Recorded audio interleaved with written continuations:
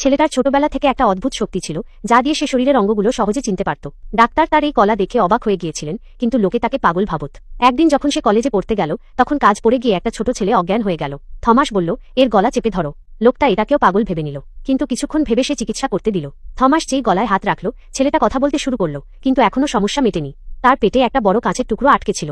Thomas মনের শক্তি দিয়ে দেখল ছেলেটার ফুসফুস কাজ করা বন্ধ করে দিয়েছে। সে বলল, এর তৎক্ষণাৎ সার্জারি করতে হবে।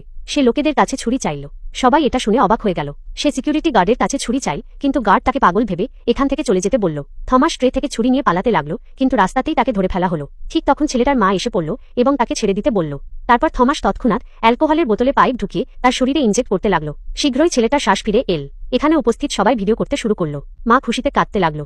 তাকে তৎক্ষণাৎ হাসপাতালে নিয়ে যাওয়া হলো। যখন সে ছেলেটার সাথে ভিতরে যাচ্ছিল এবং নার্সকে বলছিল, তুমি এটা করো, তখন নার্স তাকে ধমক দিয়ে বলল, তুমি কে? তাকে তৎক্ষণাৎ সিকিউরিটি গার্ড ধরে বাইরে করে দিল। থমাস ছেলেটার জন্য খুব চিন্তিত ছিল। মিডিয়ার লোকেরাও তৎক্ষণাৎ পৌঁছে গেল, কারণ এটা একটা অসাধারণ ঘটনা ছিল। ডাক্তার যখন অ্যালকোহল দেখল, তখন খুব অবাক হলো যে এটা কিভাবে সম্ভব। থমাস ছেলেটাকে বাঁচাতে অপারেশন থিয়েটারেও পৌঁছে গেল, কিন্তু তাকে আবার বাইরে বের করে দেওয়া হলো। সে চিৎকার করে বলল, তাকে তৎক্ষণাৎ রক্ত দিতে হবে।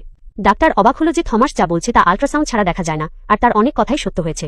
ডাক্তার সার্জারি ছেড়ে তৎক্ষণাৎ তার কাছে এল, কিন্তু এই সময় থমাস খুব রেগে গিয়েছিল।